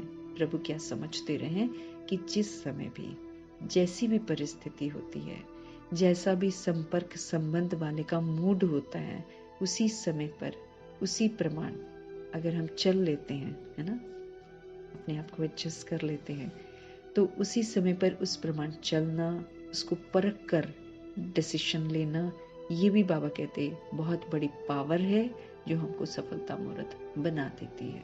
हम हर चीज को यथार्थ समझ सकते हैं, लेकिन उसके लिए प्रभु के साथ मेरी बुद्धि बड़ी क्लियर होनी चाहिए, मेरी यादों में शिव पिता परमात्मा होना चाहिए, अशरीरीपन का भान होना चाहिए, तब हम यथार्थ सफलता मूर्त बन सकते हैं। तो प्रभु समझ दे रहे हैं कि जितनी बुद्धि क्लियर है उतनी परखने की शक्ति हमको प्राप्त होती है।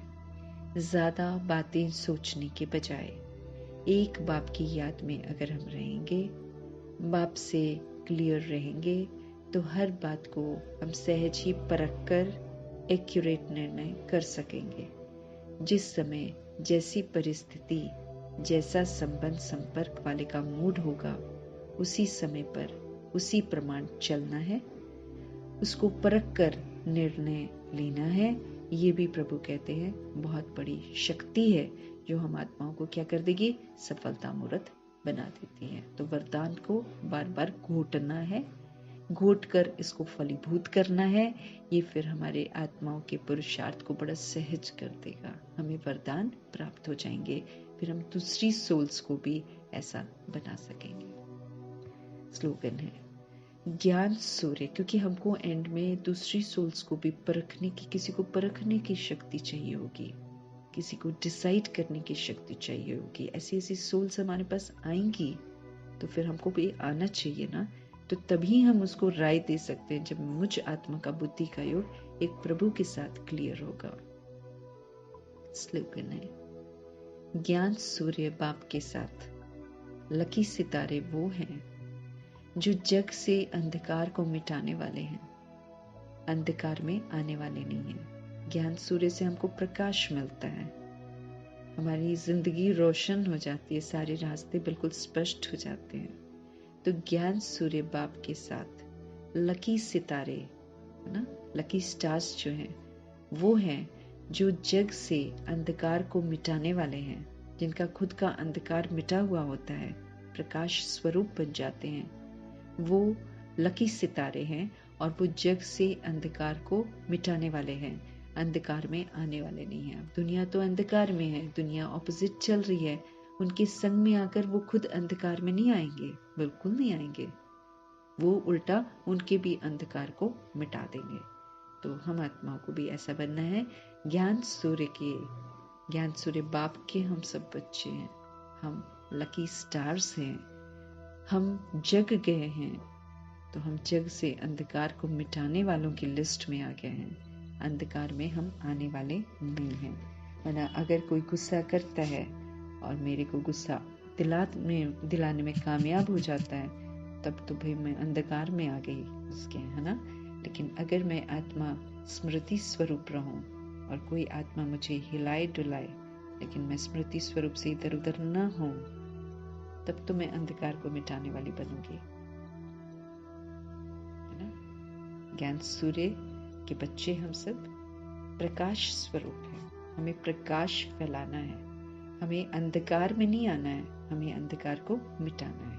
इस बात का हमको ध्यान रखना है। ये तो दुनिया अंधकार में, वो हमें अपने प्रभाव में ला सकती है, पर चिंतन प्रदर्शन करा सकती है, हमको विस्मृत कर सकती है, लेकिन कायदे से हमको नहीं होना है, हमको तो मिटाना है ये वाला अंधकार। इसलिए हर वक्त अलर्ट रहना है, जागृत अवस्था में रहना है। जागती ज्योत के हम बच्चे हैं, तो जग कर जगाना है, इस बात को ध्यान में रखना है। तो सत्य परमात्मा का तहे दिल से धन्यवाद, ब्रह्मा माँ जी का धन्यवाद, मातेश्वरी जी का धन्यवाद, दादियों का बहुत धन्यवाद, एडवांस पार्टी की आत्माओं का बहुत धन्यवाद, पांचों तत्वों का बहुत सारा धन्यवाद, पूरे यूनिवर्स का धन्यवाद, ड्रामा का धन्यवाद, प्रकृति का धन्यवाद, माया का धन्यवाद, यमदूतों का धन्यवाद, द्वापर युग कलयुग की करोड़ों की आबादी का धन्यवाद। हमको विश्व कल्याणकारी बनाने की क्षमता इन्हीं से आएगी जब हम सबको देंगे एक जैसे, मतलब फीलिंग्स हमारी होगी, तब तो मेरे को विश्व कल्याणकारी का टाइटल मिलेगा। फिर साधन का धन्यवाद, साधनों का धन्यवाद, साधन जो बनाने वाली आत्माएं हैं उन सभी आत्माओं का धन्यवाद, अनाज उगाने वाले, सब्जी उगाने वाले जो आत्माएं जो मेहनत करती हैं, ठंड में गर्मी में पूरी मेहनत करती हैं, जो हम आत्माओं को पानी वानी भी साफ करवा के प्रोवाइड करवाते हैं, न जाने कैसे कैसे होता है ये सारा काम। इन सभी आत्माओं का बहुत बहुत धन्यवाद। सब कहीं ना कहीं किसी न किसी को मदद करते हैं, इसलिए सभी का धन्यवाद ही करना है। कोई हमको अच्छा बनाने के निमित्त है, कोई हमारे अंदर मेजॉरिटी तो द्वापर युग और कलयुग की आत्माएं हम आत्मा को सशक्त बनाने के निमित्त है। कैसे सहनशील बनना है, कैसे विस्तार को सार में करना है, कैसे समाना है, कैसे समेटना है, यही आत्माएं तो निमित्त बनती हैं। फिर साथ में रहने वाली जो आत्माएं हैं उन आत्माओं का भी तहे दिल से धन्यवाद। सबसे ज्यादा अगर हम वाकई उनको वो जैसे करते हैं ना, उसमें अगर हम जीत प्राप्त करते हैं तो वाकई वो हमको परफेक्ट बनाएंगे, इसलिए उनका भी तहे दिल से धन्यवाद। शरीर रूपी इंस्ट्रूमेंट जो प्रभु की अमानत है इस समय, इसका बहुत धन्यवाद। इसका बड़ा ख्याल रखना है, ये प्रभु की अमानत है, तो जो प्रभु को पसंद है फिर वही कार्य इसके द्वारा मुझे करना है, तो ये उतना तंदुरुस्त होता चला जाएगा और इसमें हम पुरुषार्थ अव्वल नंबर का कर सकेंगे। तो शरीर रूपी इंस्ट्रूमेंट का भी धन्यवाद और आप सभी आत्माओं का भी